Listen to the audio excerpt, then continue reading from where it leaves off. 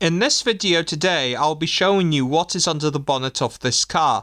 Starting off in this location, you have the three fasteners that holds the top of the offside strut to this load-bearing member.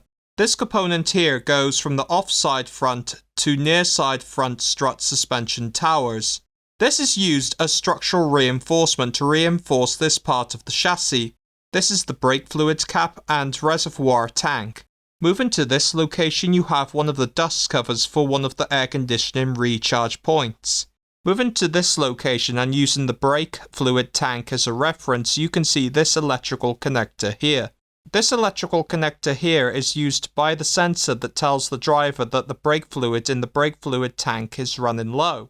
You also have the master cylinder, the vacuum brake booster, the two brake lines that goes to the ABS modulator block, and last you have another brake line that feeds the clutch control circuit with brake fluid. Moving to this location, you can see one of the ground straps, the offside engine mount, the offside engine mount bracket, and several brake lines that leads to the ABS modulator block. Moving more forward in the car, you have the washer fluid cap and neck that leads to the washer fluid tank. This is the ABS modulator. This ABS modulator consists of the pump, the ABS modulator block, and last you have the ABS electronic control unit.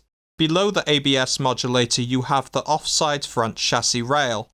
This car does not use a conventional auxiliary belt system because this car is equipped with a mild hybrid system, so instead of an alternator, you have a belt starter generator instead. With the camera positioned in this location, you can see the electric motor type of variable valve timing system actuator. You also have in this location the water pump pulley and other components that are located in this location.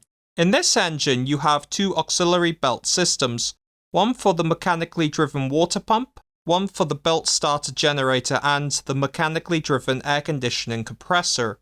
This is the other air conditioning recharge point dust cover. To improve both cooling fan efficiency, you have a cooling fan shroud for each cooling fan. Moving the camera to this location, you can see one of the radiator pipes, the power electronics for the electronic throttle body, the other radiator pipe, and other components that are located in this location. This sensor here is the engine map sensor. In this car, you also have an aerodynamic shield located underneath the engine and transmission. Moving up to this location, you have the fuel supply pipe for the high pressure fuel pump. This high pressure fuel pump is used to take the pressure from the electric low pressure fuel pump and raise it to the required fuel pressure for the high pressure fuel injection system. To regulate how much fuel gets sent to the high pressure fuel rail, you have a high pressure fuel pressure control valve here. For the power brake system in this car, you have a vacuum pump located here that supplies vacuum to the vacuum brake booster. This pipe will supply that vacuum to the vacuum brake booster. Moving towards the back of the engine compartment, you have these two pipes here. These two pipes here takes air conditioning refrigerant to and from the air conditioning evaporator. But you also have in this location the two pipes that goes to and from the heater matrix. And last you have sound deadening on the bulkhead to reduce the noise of the powertrain from going into the cabin. Moving the camera to this location, you can see the two selector cables for the transmission, the steering rack with near side track rod boot, the differential housing, and other components that are located in this location. One thing I forgot about in this location is you also have the battery tray for the 12-volt battery. On the SLAM panel, you have warning information about the mild hybrid battery system, but you also have on the SLAM panel information sticker for the air conditioning refrigerant system, bonnet safety latch release lever for the bonnet safety latch, and last you have a warning information sticker telling you that there is a cooling fan located below and aft of this location. This is the engine air intake. The reason why the manufacturer has put the engine air intake in this location is to improve volumetric efficiency. This component here reduces induction roar. You also have in this location the air filter box lid, one of the power distribution center's box lids, the mass airflow sensor that is used by the engine control unit to measure how much air is going into the engine's intake manifold, and last you have the pipe that leads to the electronic throttle body. Moving to this location, you have the 4 intake manifold runners. So it's 1, 2, 3, and 4. Directly in front of the intake manifold runners, you have the expansion tank for the engine's coolant system.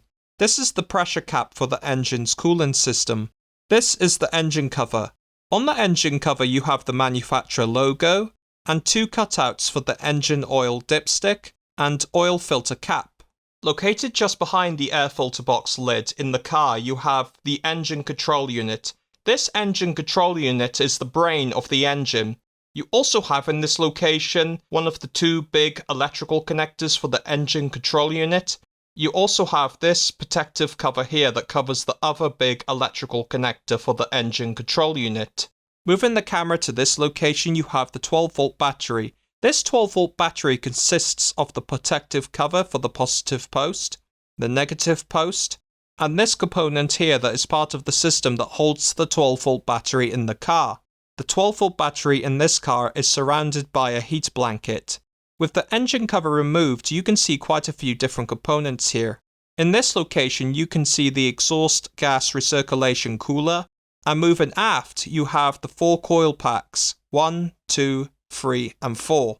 But you also have in this location the electrical connector for the solenoid control valve for the exhaust variable valve timing system, and other components that are located in this location. You also have in this location the offside steering rack track rod boot, offside drive shaft with one of its constant velocity joint dust covers, and last you have the front anti-roll bar.